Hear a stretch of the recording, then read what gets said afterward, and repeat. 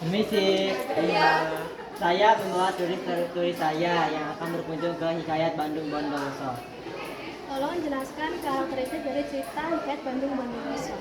Baik, di sini saya akan menjelaskan Hikayat Bandung Bondowoso.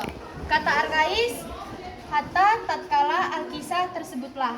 Yang kedua, kemustahilan, membuat 1000 candi dan sumur jalak tundak selama semalam. Yang ketiga, istana sentris, kerajaan Baka dan kerajaan Pengging. Yang keempat, kesaktian Bandung Bondowoso dapat menaklukkan jin dan kebal terhadap semua senjata. Yang kelima, edukatif. Apabila seseorang mempunyai janji, maka dia harus menepati janji itu. Yang kedua, jangan berbuat curang terhadap orang lain. Yang ketiga, jangan menjadi orang kejam. Baik, itu saja penjelasan dari saya tentang mengenai karakteristik Hikayat Bandung Bondowoso. Baik, terima kasih sudah menjelaskan Hikayat Bandung Bondowoso. Saya akan mengunjungi stand berikutnya.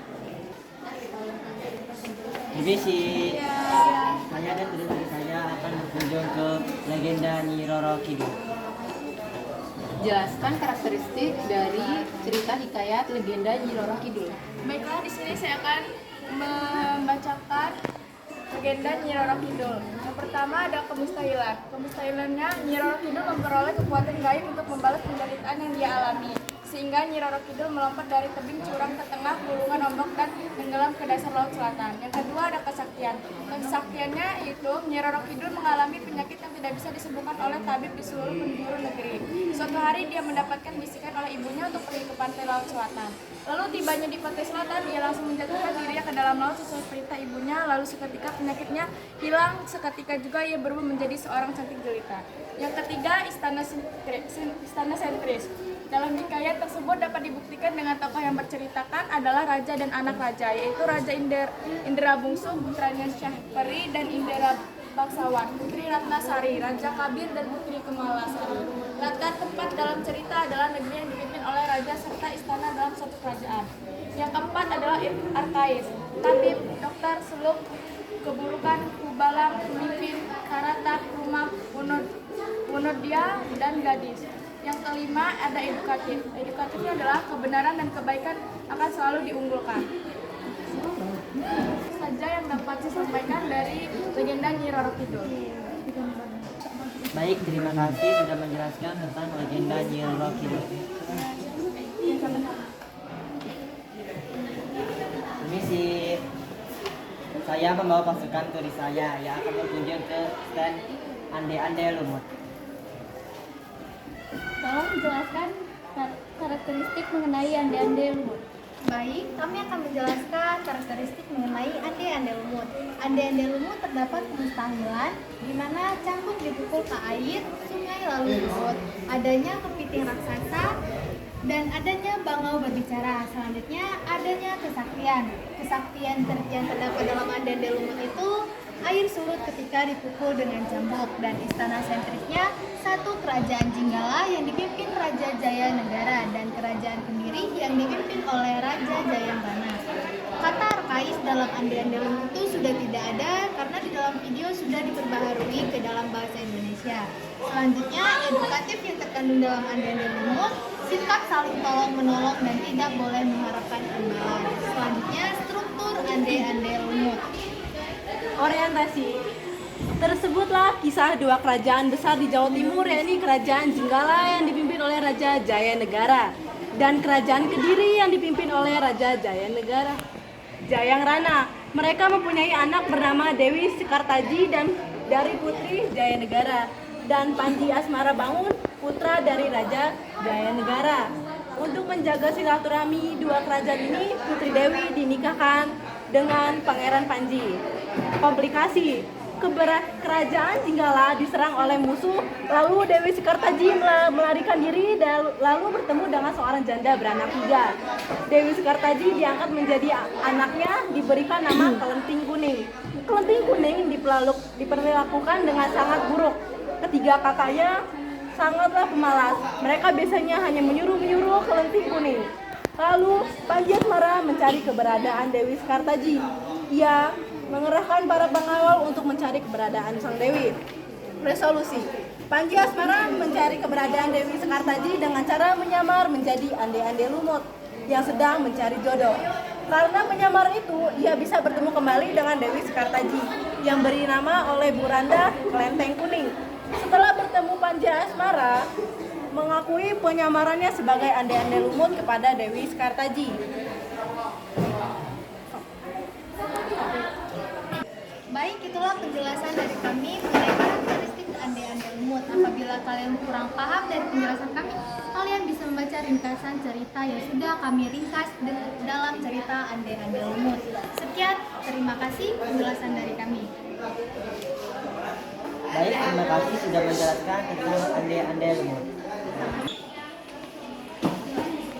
Permisi, saya membawa pasukan saya yang akan menuju ke Raja Ampat dari Telur Naga.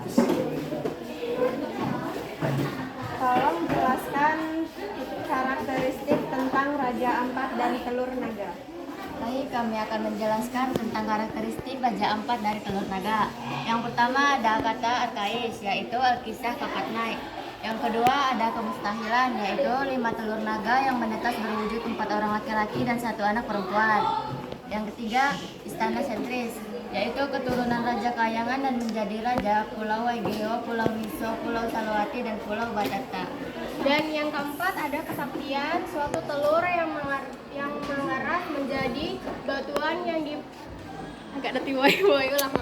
Dan yaitu ada yang keempat, satu telur yang mengeras menjadi batuan yang diperlakukan layaknya raja, bahkan diberi ruang tempat bersamaan lengkap dengan 2 batu berfungsi sebagai pengawal. Dan yang kelima ada edukatif. Kita harus saling tolong menolong sesama makhluk hidup. Jadilah anak yang berbakti. Itulah penjelasan dari karakteristik Raja Ampat dari Telur Naga. Baik, terima kasih sudah menjelaskan tentang Raja Ampat dan Telur Naga. Misi saya membawa dari saya ingin menanya tentang hikayat Kerajaan Majapahit. Tolong jelaskan isi hikayat Kerajaan Majapahit. Baik, kita akan menjelaskan tentang Hikayat Kerajaan Majapahit. Di sini karakteristik dari hikayat Kerajaan Majapahit ada kemustahilan. Kemustahilannya apa ya, Zalfa? anak dari Sri Bandungan, yaitu dia Pitaloka, mati karena tidak mau dijodohkan dengan Pati Gajah Mada. Selanjutnya, kesaktiannya apa, Zalfa? Perang Hubat yang akhirnya terjadi pertempuran yang tidak seimbang dan memakan banyak korban. Dan terjadilah perang saudara yang disebut dengan Perak Prek pada tahun 1404. Selanjutnya, ada istana sentris. Istana sentris dari Kerajaan Majapahit apa, Zalfa? Nah, yang ke-1 adalah Candi Tikus dan Gapura Bajangrakit. Kedua, Kerajaan Majapahit meninggalkan Parasti seperti Parasti Kadadu dan Parasti Canggu. Ketiga, kisah masa kejayaan dan jalannya pemerintahan Majapahit tertulis dalam Kitab Negara Kertama karya MPU Prapat. Selanjutnya, ada kata arkais. Kata arkaisnya apa, Zalfa? Nah, yang ke-1 ada Amukti, yang kedua ada Lamun Huus, ketiga ada Ukti, keempat ada Isun, kelima ada Ring Seram, ketujuh ada Ring Haru, dan kedelapan ada Ring Paham. Selanjutnya, karakteristik yang terakhir yaitu edukatif. Edukatifnya apa, Zalfa? Keteguhan dan keberanian untuk menanggapi cita-cita yang diinginkan. Kerajaan Majapahit dapat mencapai kejayaan dengan tekad dan kuat, memenuhi sumpah palapa untuk mempersatukan Nusantara. Baik, coba Nay, jelaskan apa saja sih struktur yang ada di Kerajaan Majapahit? Baik, itulah penjelasan kami berdua tentang hikayat Kerajaan Majapahit. Terima kasih sudah menjelaskan tentang hikayat Kerajaan Majapahit. Baik.